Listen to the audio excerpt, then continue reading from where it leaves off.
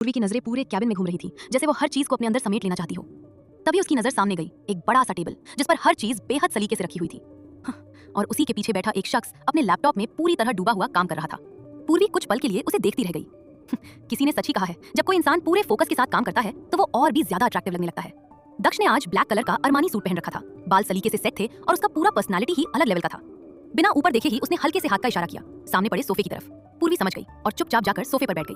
वो अब भी आसपास देख रही थी, जैसे यकीन ही नहीं हो रहा हो कि वो सच में यहाँ बैठी है। तभी अचानक उसका फोन बज उठा। फोन की आवाज सुनते ही दक्ष का ध्यान पहली बार अपने काम से हटकर सीधे पूर्वी पर आ गया। पूर्वी ने झट से फोन उठाया और कान से लगा लिया, लेकिन वो जानती थी कि इस वक्त दक्ष की नजरें उसी पर टिकी हुई हैं, इसलिए उसने अपनी आंखें नीचे कर ली। हेलो पूर्वी, तू पहुंच गई क्या मिस्टर रायजादा के ऑफिस? दूसरी तरफ से अदिति की तेज आवाज आई। कैसा है उनका ऑफिस? तू मिली उनसे? तूने क्या बताया? हाँ बोला ना तूने। अदिति बिना रुके सवाल पे सवाल किए जा रही थी। पूर्वी पहले ही नर्वस थी, ऊपर से ये सवालों की बौछार, उसका दिमाग सच में खराब हो गया।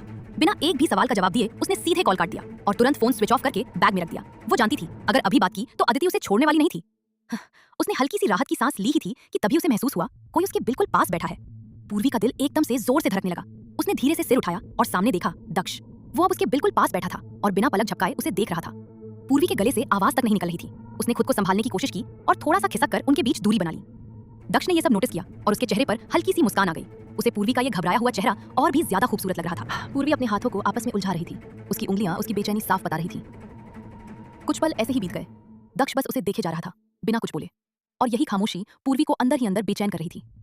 आखिरकार जब उससे और सहा नहीं गया तो उसने हिम्मत जुटाई, धीरे से सिर उठाया और दक्ष की तरफ देखा, जो अब भी उसी को देख रहा था। कुछ सेकंड के लिए दोनों की नजरें मिली और फिर पूर्वी ने तुरंत अपनी नजरें फेर ली। वो इधर उधर देखने लगी जैसे कुछ हुआ ही ना हो। उसकी इस हरकत पर दक्ष के होठों पर हल्की सी मुस्कान आ गई। उसकी इस हरकत पर दक्ष को बहुत प्यार आया। उसका तो मन कर रहा था कि पूर्वी को कसकर अपनी बाहों में भर ले, लेकिन अभी उसे खुद पर काबू रखना था। वहीं पूर्वी उसकी इतनी नजदीकी से काफी अनकंफर्टेबल महसूस कर रही थी। मिस्टर रायजादा, वो पूर्वी कुछ कहने ही वाली थी कि उससे पहले ही दक्ष और करीब आ गया और उसे ध्यान से देखने लगा। आप ये क्या कर रहे हैं? पूर्वी झट से खड़ी होते हुए बोली।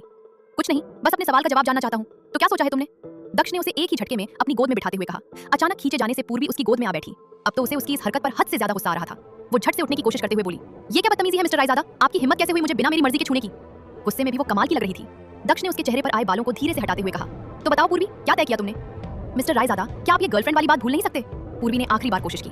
नहीं, मैं ये बात नहीं भूल सकता, तुम्हें खुद ही तय करना होगा। वैसे भी तुम बहुत लकी हो कि मैं तुम्हें अपनी गर्लफ्रेंड बनाने का ऑफर दे रहा हूँ। लड़कियां तरसती हैं दक्ष रायजादा की गर्लफ्रेंड बनने के लिए, पता भी है तुम्हें? इस बार उसके लहजे में हल्की चिढ़ थी। तरसती होंगी लड़कियां, लेकिन मैं उन जैसी नहीं हूँ। मुझे आपकी गर्लफ्रेंड बनने में बिल्कुल भी खुशी नहीं हो रही। पूर्वी ने मुंह बनाकर कहा। तो तुम्हारा जवाब ना है? दक्ष ने उसे घूरते हुए पूछा। इस सवाल ने पूर्वी की बोलती बंद कर दी। उसे समझ नहीं आ रहा था कि क्या जवाब दे। क्या हुआ? किस सोच में पड़ गई? दक्ष ने उसे देखते हुए पूछा। वो मैं ये कह रही थी कि हाँ, मुझे प्यास लगी है, क्या मुझे पानी मिलेगा? पूर्वी ने मासूम सा चेहरा बनाते हुए बात घुमा दी। व्हाट? दक्ष ने हैरानी से कहा, लेकिन उसके चेहरे की हालत देखकर उसे काउच पर बिठा दिया और खुद पानी लेने चला गया। जैसे ही वो दूर गया, पूर्वी ने राहत की सांस ली। दक्ष पानी लेकर आया, उसे ग्लास थमाया और खुद पास वाले सोफे पर बैठ गया। पूर्वी ने एक ही घूंट में सारा पानी खत्म कर दिया। उसकी हालत देखकर दक्ष को उस पर दया भी आ रही थी और प्यार भी। जैसे ही उसने ग्लास खाली किया, दक्ष ने उसके हाथ से ग्लास ले लिया। पूर्वी ने अपने हाथ आपस में उलझाते हुए धीमे से कहा, मेरी मजबूरी है कि मुझे आपकी बात माननी पड़ेगी, वरना मैं कभी नहीं मानती। मुझे आपकी गर्लफ्रेंड बनना मंजूर है, लेकिन मेरी कुछ शर्तें हैं। दक्ष ने पूर्वी को घूरा। उसे एक बात समझ नहीं आ रही थी, आखिर पूर्वी उसे पसंद क्यों नहीं करती? अगर उसकी जगह कोई और लड़की होती तो शायद कब का उसे हाँ बोल चुकी होती, लेकिन यहाँ तो पूर्वी को उसकी गर्लफ्रेंड बनना भी जैसे मजबूरी लग रहा था। सच में पूर्वी सबसे अलग थी और शायद यही बात दक्ष को उसकी तरफ और खींच रही थी। दक्ष ने उसे एक नजर देखा और बोला, क्या शर्तें हैं? पूर्वी ने भी सीधा उसकी आंखों में देखा और बोली, मेरी सारी शर्तें आपको माननी होंगी, और हाँ, हमारे बीच एक एग्रीमेंट भी होगा जिसमें साफ साफ लिखा होगा कि आप मेरी हर शर्त मानेंगे। अगर आपने एक भी शर्त तोड़ी तो उसी वक्त हमारा रिश्ता खत्म, मैं आपकी गर्लफ्रेंड नहीं रहूंगी। बोलिए, मंजूर है? दक्ष उसे हैरानी से देख रहा था। उसे थोड़ा शौक भी लग रहा था और हंसी भी आ रही थी। आखिर ये लड़की ऐसे अजीब अजीब आइडिया लाती कहां से है? पूर्वी, एग्रीमेंट? सीरियसली? उसने भौं उठाकर कहा। आपको मजाक लग रहा है? I am serious. पूर्वी ने बिना झिझक जवाब दिया। दक्ष हल्का सा मुस्कुराया। ठीक है, जैसा तुम चाहती हो वैसा ही होगा। इतना कहकर उसने जेब से फोन निकाला और कॉल मिलाया। मिस्टर गुप्ता, अभी के अभी मेरे कैबिन में आइए। इतना कहकर उसने कॉल काट दिया। कुछ ही देर में दरवाजे पर नॉक हुई। कम इन, दक्ष ने सख्त आवाज में कहा। दरवाजा खुला और एक शख्स अंदर आया, 3 पीस सूट में, उम्र करीब 40-45 के बीच। वो थे मिस्टर गुप्ता और उनके साथ उनका असिस्टेंट भी था। दोनों ने अंदर आकर दक्ष को ग्रीट किया। जैसे ही मिस्टर गुप्ता की नजर पूर्वी पर पड़ी, उनके चेहरे पर हैरानी और हल्की सी खुशी एक साथ आ गई। वो उसकी तरफ बढ़ने ही वाले थे कि तभी दक्ष ने आंखों के इशारे से उन्हें रोक दिया। इशारा समझकर वो वहीं रुक गए। दक्ष ने हल्का सा सिर हिलाकर उन्हें बैठने का इशारा किया। उन्होंने अपने असिस्टेंट को बाहर जाने को कहा और वो वहां से चला गया। बैठिए मिस्टर गुप्ता, दक्ष ने कहा। मिस्टर गुप्ता सामने वाले काउच पर बैठ गए और बोले, तो बताइए मिस्टर रायजादा, क्या काम है? दक्ष ने पूर्वी की तरफ देखा। पूर्वी, ये है आशुतोष गुप्ता, मेरे सबसे पुराने और भरोसेमंद वकील, और मेरे डैड के अच्छे दोस्त भी। नमस्ते अंकल, पूर्वी ने विनम्रता से कहा। अंकल शब्द सुनकर मिस्टर गुप्ता की आंखों में हल्की नमी आ गई, लेकिन उन्होंने खुद को संभाल लिया और बस सिर हिला दिया। दक्ष ने आगे कहा, और मिस्टर गुप्ता, ये है पूर्वी, मेरी गर्लफ्रेंड। ये सुनते ही पूर्वी ने गुस्से से दक्ष को देखा। दक्ष ने मुस्कुराते हुए उसकी कमर में हाथ डाला और उसे अपने पास खींचते हुए कहा, क्या हुआ, मैंने कुछ गलत कहा? पूर्वी ने पहले उसे घूरा, फिर मिस्टर गुप्ता की तरफ देखा, जो इस वक्त अपने कागजों में ऐसे व्यस्त दिख रहे थे जैसे उन्हें कुछ दिख ही नहीं रहा। वो थोड़ा पास आकर धीरे से बोली, आपको जरा भी शर्म है या नहीं? सामने बड़े बैठे हैं, कम से कम उनके सामने तो ऐसी हरकत मत कीजिए। उसकी बात सुनकर दक्ष को उस पर और भी प्यार आ गया और साथ ही हंसी भी। दक्ष ने उसकी बात पूरी तरह इग्नोर कर दी और मिस्टर गुप्ता की तरफ देखते हुए बोला, मिस्टर गुप्ता, बात यह है कि मेरी गर्लफ्रेंड हमारे रिलेशनशिप का एक एग्रीमेंट बनाना चाहती है, जिसमें ये कुछ शर्तें जोड़ना चाहती है। मिस्टर गुप्ता ने पहले हैरानी से दक्ष को देखा, फिर पूर्वी की तरफ। जैसे ही उनकी नजर पूर्वी से मिली, पूर्वी का मन किया कि वो अभी यहीं से गायब हो जाए।